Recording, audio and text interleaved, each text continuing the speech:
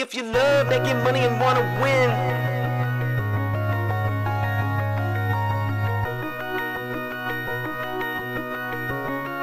Just cash. if you love making money and wanna win, Just cash. we just chillin' and we vibing with our friends. Just cash. And if anything in doubt, we pass. Rookies all hate us cause we play the just cash. I put my money in a strong position. They try to tell me I can't win, that's just a stupid superstition. Cause when I focus, you will notice that I'm winning. We demolish every bookie, there ain't no competition. Now listen, I would never give you shitty picks and do you wrong. Come and join the Discord, tell these bets and hit the bone.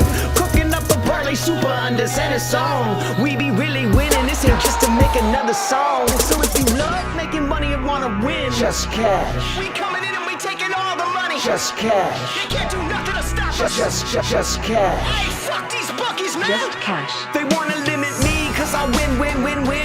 Label me the enemy cause all I do is win. Just give us a try, this is where it all begins. I'm not gonna lie, all I know how to do is just win. If you love making money and wanna win, Just they wanna cash. limit me cause I win. Just cash. If you love making money and wanna win, Just cash. Just cash. Just cash. love making money and wanna win. Just cash. We just chillin' and we vibing with our friends. Just cash. And if anything in doubt, we pass. Rookies all hate us cause we play the just cash. Love making money and wanna win. Just cash. We just chillin' and we vibing with our friends. Just cash. And if anything in doubt, we pass. Rookies all hate us cause we play the just cash. Hey, hold up. Fuck, I lost too much money on that shit. You fucking Just cash. When I first saw that little thing at the end where he's getting all mad and throwing his TV, I thought it was real, but that's just not even real. He was faking that. Because I seen him do another one like 2 years later. He's trying to get hella views. It was just so funny. I'm like, bro, you don't even well, he probably does bet, but pretty funny, right? He's just faking it to get some views. That's what you need to do, E. Start throwing some TVs around, man. Yeah, I just need to start breaking some stuff over here. How's it going, man? Oh, it's going pretty good, man. We had a weird last couple of slates, just, honestly, to say the least, with college basketball. Weird coaching decisions, too. Some guys randomly not getting a start. Some guys not playing the entire second half. So it was an interesting weekend, man. There was a lot of bad beats. Auburn lost, Duke lost. I know there's a couple other teams, too, that really, really struggled, that were heavy favorites. So just kind of a weird weekend of basketball overall. But, hey, rinse and repeat. We're back here for the Monday grind. And we got a nice small slate for everyone. A couple plays in order. Locked in some early value. So, yeah, man, feeling pretty good about today. Tomorrow, obviously, we're going to have a massive slate. So we're going to keep it pretty light as far as this evening. And then as soon as they drop more plays, we're going to have more out for you guys. So before we get started, do us a huge favor. Make sure to hit that like and subscribe button down below. And if you want to, or if you're not already a part of the Discord, check out the links down below. Still running the 7-day free trial for everybody. And the Discord's definitely where you want to be. That's where all the overnight leans and early access is going to be at. Especially on slates like tomorrow, where we're going to get the board really developing as we move through tonight. And we're going to jump on some plays. I know we got a couple plays already speculating on, but tonight's going to be, honestly, light units, half units across the board. But we did lock in some early value, so we'll get into that here in just a second. But how was your weekend, man? Oh, not too bad. I will say I definitely have had some shit luck when it comes to betting lately. But I will say also DDP whooped the shit out of Sean Strickland, so that made my weekend acceptable at least. And, if Sean Strickland would have won with that racist ass mustache he had, bro, I would have been just pissed. So hopefully, that continues. Yesterday, Super Bowl was fucking garbage. But I will say it was pretty funny to watch Mahomes get his ass whooped, and Taylor Swift needs to get rid of Kelsey because he's not the man anymore, obviously. He needs to retire. So hopefully she'll find someone else to be in the news with, because if she just rides with Kelsey the rest of her life, I don't know if that's going to help her career like they thought it would after that beating. So, yeah. Oh, yeah. So there we go. Yeah, I mean, man. shit, bro. It is what it is. Try to get back on track this week with the bettings. And we got our peoples here. Q Donkey says go Birds. Eric says free Youngin. Sure. You know, C-Dot says free Youngin. Fly Eagles fly. I know Youngin's happy as fuck wherever he's at right now with his Eagle win. So hopefully we will see him here soon. And can't be mad, bro. When you think about it and zoom out a little bit, that's what I always, you know, when you're going through a little spurt of bad luck, if you zoom back out and realize how far you're really ahead, I mean, no reason to get in your feelings. No. Well, yeah, definitely, you know, we've been on an absolute heater. I know this last week we came back to get things back on track this week, get it more dialed in for everybody. But, man, yeah, yesterday was definitely interesting to say the least. I know conspiracy nuts out there, but dude, I told you yesterday, I know we were joking about it, but I said, watch Vegas, gonna make out like a bandit. Everyone's pushing this three-peat narrative and yada yada. And, you know, Kansas KC was fairly, you know, I would say decent favorites, not heavy favorites, but some of the plays, man, I knew Vegas was gonna make out like a bandit. Like, we talked about under Saquon's touchdown. Bro, I told you that dude was not going to score a touchdown, and everybody and their mama was on that prop yesterday. And then his rushing yards, too. I mean, the dog, even Henry, his rushing yards in his prime were never that high. Like, I get Saquon was on an absolute heater, but that game couldn't have been any weirder on the script if we even tried to plan for that. I mean, I'm talking like Kareem Hunt doesn't even start. Like, what the fuck? Doesn't start. They start Pacheco, who hasn't done anything in the last like month and a half. Bro plays the entire game basically. KC completely abandons the running game, and then they sell out defense. Every single possession or every single defensive stop was only against the run. They played single coverage across the board. I mean, Jalen had absolutely no problem lobbing the ball down there. Single coverage every time with Anthony Brown is just, or AJ Brown is not going to work out. I mean, that dude absolutely cooked them. So it was just a weird, you know, honestly for me, it was a weird game script. KC just completely abandoned everything that they've been doing the last couple of weeks to win them the game. And they tried to put the entire game on Mahomes, and that hasn't been his forte for the last month and a half. So I don't know what the hell they were thinking. Just weird, and they got absolutely punished for it. Yep. Too bad, so sad. And you could tell Tom Brady was happy because he was like, yes, I'm still number one. Mahomes, die. He wasn't. He was actually cool. But it's funny to think that. If I was him, I might think like that. Like, hope Mahomes doesn't do as well. Because I'm fucking Tom Brady. Oh, yeah. I'm fucking Tom Brady. What I will say is when they were talking at the beginning and they were interviewing him, and then Gronk interviewed, what's his name? Kelsey. Did you see that? That was kind of cool. Yeah. Tight end to tight end. Yep. And the quarterbacks too. It was kind of cool. And then they talked to Gronk like, hey. He's like, hey, at halftime, he's like, you know, if Mahomes was Tom Brady, and I was in there instead of Kelsey, maybe we had a shot, but I don't know. It's not looking good. Well, yeah, you're right. Yep.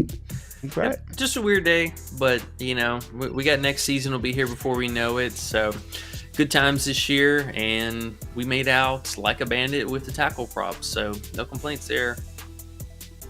Yeah, good season. Now we're gonna get down to college and even focus even more on that. We've definitely been learning what to do and what not to do. Lessons learned. Still year one. So let's get it. Exactly. All right. So today we got a couple different plays that already bumped. Again, guys, make sure you're in the Discord to get this early access. But first one is going to be Norchad, and he's seen some just absolutely outrageous line movement today. So we did lock him in at 28.5 PR, and I don't even know if his PR is actually back on the board, but he was at least down to 24.5, I believe, right? Yeah, it was 24.5 earlier today, yeah. I don't know if it's moved since then, but yeah, they just took it off the board outright. So that value was insane. I mean, that prop alone moved down 4, but another prop that I'm really on the fence about maybe going back the other way now. They opened his points at 16.5, and that was definitely a touch too high. But now that he's all the way down to 13.5, man, I mean, this guy's been averaging almost 17 points on the road. And even just on the season, I mean, he's still averaging 15 points. I know it's Houston, but we got a lot of Q tags for Houston tonight. So they have 3 guys that are game time decisions. 2 of them, really, I think it's just more depending on Sharp. It looks like that hand injury that Cryer had, well, it's more like a pinky injury, but still a hand injury he got last game. They deemed it to be a little bit more serious initially, but it looks like it's apparently not that bad. He was in full participation in practice yesterday, so we will just kind of wait around at least to confirm that. But I expect him to play. Now, the real question mark is for Sharp. We're not really sure if he's going to suit up. I believe he's been out the last 2 games. No. So this will actually be a first game out for him. So a couple, injury news waiting for Houston overall. But, I mean, they've been such a dangerous team. They've only lost twice all year at home. One was to Auburn. I think it was like about 10. But the other one was to Texas Tech, and they only lost by 1. And it was like, obviously down to the wire game. But most of their games in general have just been a slaughter. I mean, they're averaging almost 20 plus difference in their home games as far as overall scoring. Metrics are up. Their opponents scored allowed are way, way down. And most of their games are just not competitive at all. So maybe the injuries could offset a little bit of that, but assuming that, I would say 4 out of the 5 starters are good to go, their bench unit's been able to handle business, and it's going to make things pretty difficult for them. So one thing about Omir is their other forward got hurt last game, and he's out, I believe, for the rest of the year. Not this guy, it was the other guy. But yeah, so there is going to be some minutes that are going to have to be unfortunately soaked up here. I mean, he was playing about 30 minutes at least a game. So not really high shot volume guy, but he is a rebounder. So I think this could definitely free up some more potential rebounds for Omir. But as far as scoring, I mean, it's still going to be a pretty difficult matchup. Absolutely love the value that we locked in for the 28.5. But just on a gut call, if you want to take some overs against the line movement, this 13.5 points, again, is just really, really low. So we're not going to list it officially, but I think one that you could definitely speculate on tonight. And if Sharp is out, I would like that just a slight bit more. You look at Edgecombe too, man. He was 17.5 last night. Yeah. He's 14.5.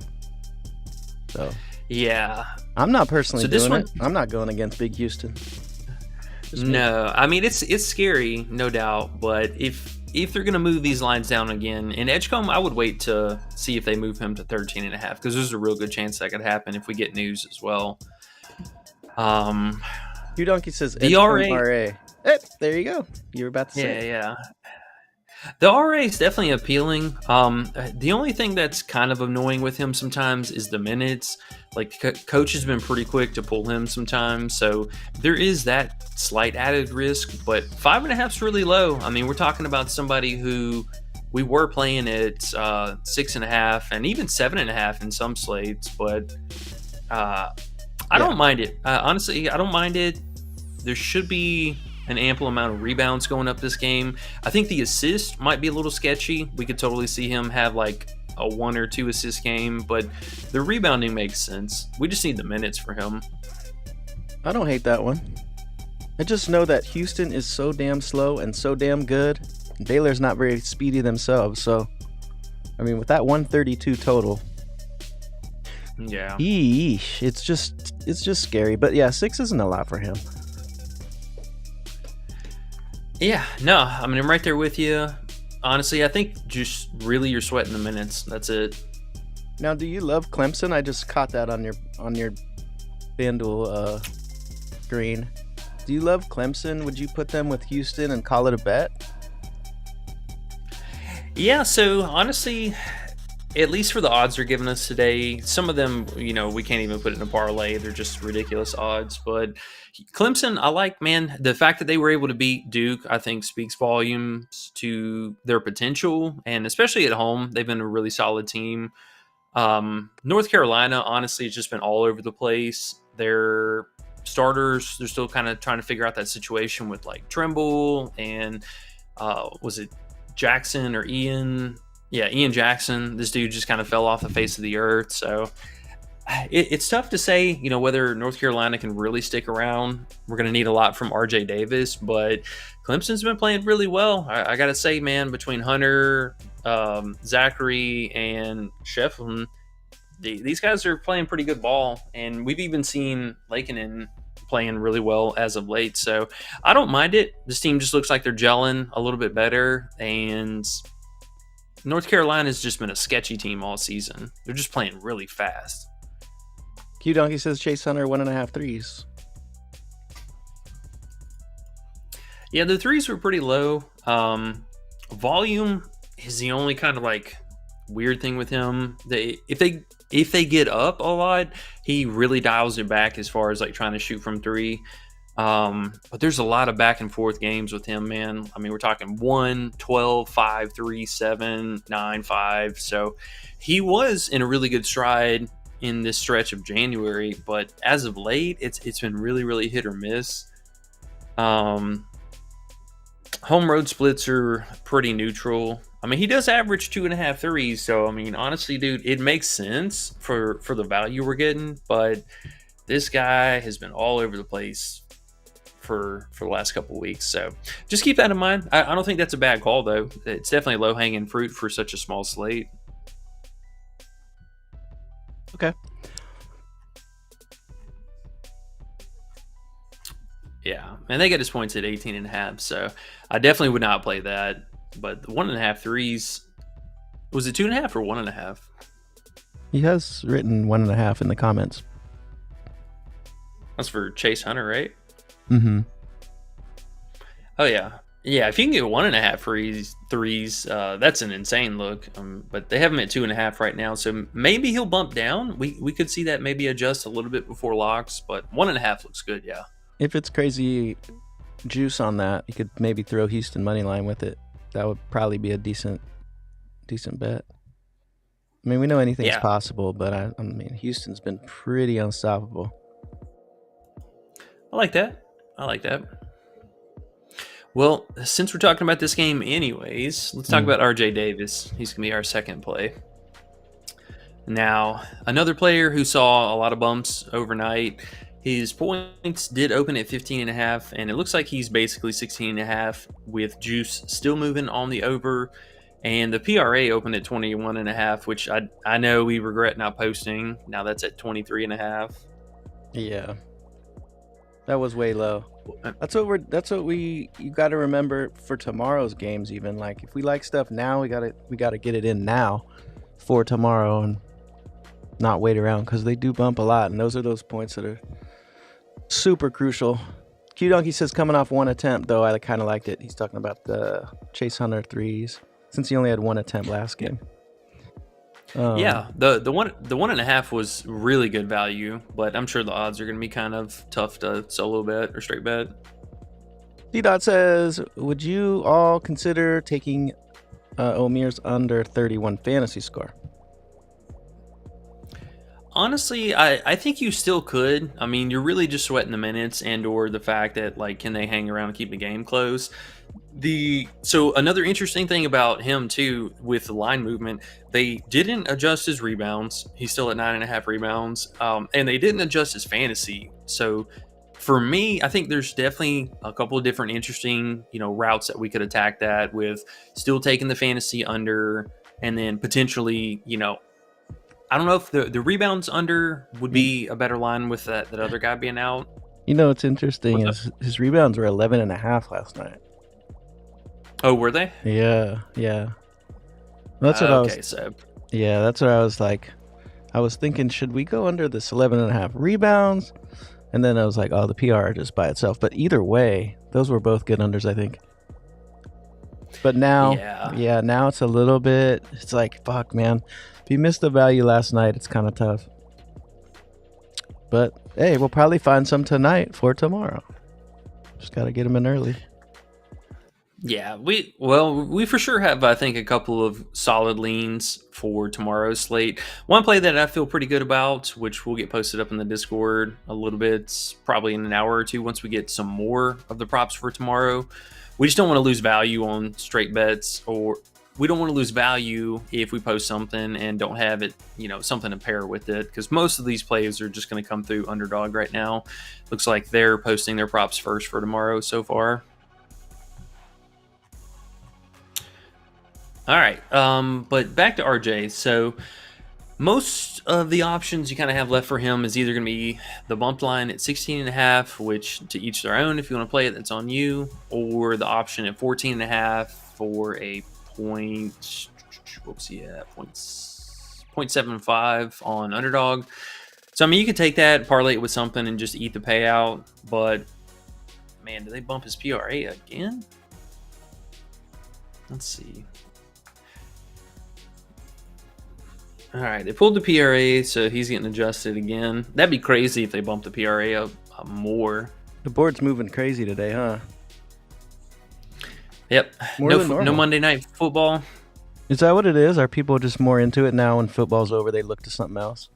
I mean, shit, we didn't have football for 2 weeks. But I guess people are still looking at betting and stuff, so maybe that's what it is. Yeah, more than likely, and we'll see it level out a little bit more, especially with tomorrow's slate just being so massive. Is tomorrow's slate massive? I thought it was just decently big, not even big, right? Or is it? Maybe I missed it. Is tomorrow massive? I know they have games up for tomorrow, but I feel like they maybe only put them up because there's so little games today. I thought I'm not sure though. I was thinking we had a pretty nice slate tomorrow. Let's see. Tuesdays are always the bigger slates, there's better games than I thought. Yeah. Auburn, Alabama. Okay, I didn't see the Alabama game. Oh yeah, I did. So it's not huge, but it's definitely bigger than today. And we got some good games. Cool. Oh, Indiana's playing Michigan State too. Okay. Oh, we got way more than I thought. Games. Yeah, no, I take that back. We got a lot of games. Okay, cool. So we'll have a lot of stuff tonight. Yeah, I mean, we're gonna get at least props for 1, 2, 3, 4, 5. Let's do a stream tonight. Maybe we can just do a maybe stream, because I know Fridays we do them, and sometimes it's too much because the Saturdays are so crazy. I feel like we're a little overwhelmed on that Friday night. But this number of games looks kind of perfect for a later night stream to get the value, because they're gonna throw up the wrong shit tonight.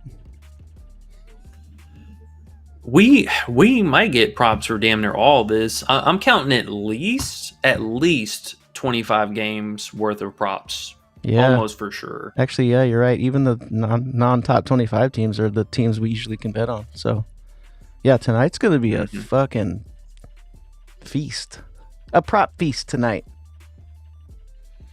Cool. Yeah, we'll see. We'll see potential stream maybe for later. Need to see what I got going on tonight for that, but definite maybe there. Sounds good to me. It might be fun. Either or. If you're not in the Discord, jump in the Discord. We'll throw plays out as we get them tonight too, so we can get that value. Because yeah, our list now is like, you can't even get RJ at 15. You can't get Omir at 28.5. So it is what it is, but. Yeah, but you guys can see RJ's been pretty solid throughout the season, and this little duration here was whenever Ian Jackson was kind of going through his hot streak. But the less productive that guy is, the more productive that RJ has been, and really just over the last month, I mean, he's kind of asserted himself as the guy on the team. So we had 4 games back now. Seth Trimble rejoin the starting 5, and it seems like this team has kind of opted to go with more of a small lineup.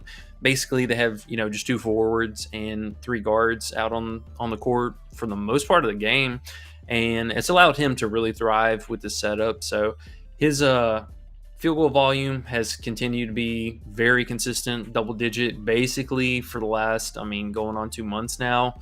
Love to see that. The line, especially the 15.5 line, is very discounted for his season average. He's averaging just about 17.5 points And his home road splits, slight downturn on the road, averaging about 14 and a half. But a lot of these road games were early on in the season before they kind of made this switch up. And then as of late, it's been a couple tough matchups. I mean, Duke is no slouch. Pittsburgh's pretty solid. Wake Forest, NCSU. I mean, all these are really, really solid, road teams. I mean, hell, Notre Dame and Louisville. So this team's had a pretty tough schedule. Today, not the easiest of matchups, but Clemson, they've been letting teams hang around. I mean, they're not blowing teams out by any means. So as long as they continue to play down to their competition, RJ's going to go out. He's going to play either 30 minutes in a slight blowout, or he plays 38 to 39 minutes in a competitive game. So I like him, man. The minutes, the usage, all that green box is just a tougher matchup, but I like him, man. This team is playing so fast. I believe 4th in pace. Yeah, they're up there. Definitely. Yeah, they put that line up too low.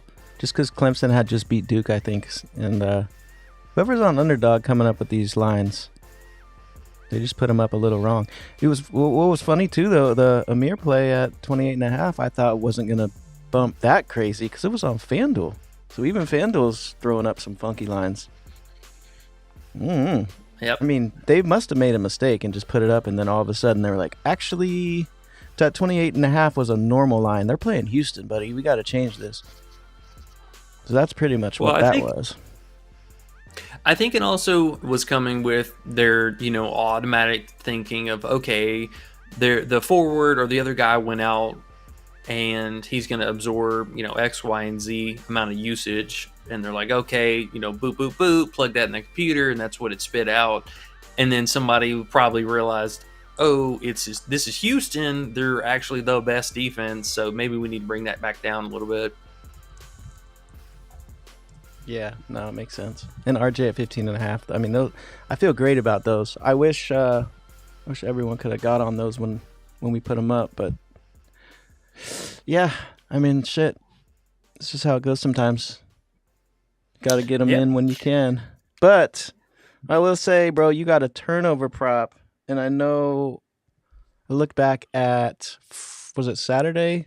They didn't go 20-4 ratio, but I mean, they've still been amazing. So is this Davidson one something like that? That you're feeling? Yeah, man. Saturday was a little unfortunate with those. We went 1 and 2, so it's not like we completely busted out, but we are still 21-6 overall on the record. So there you go. Let's see if we can add another pretty juicy one today.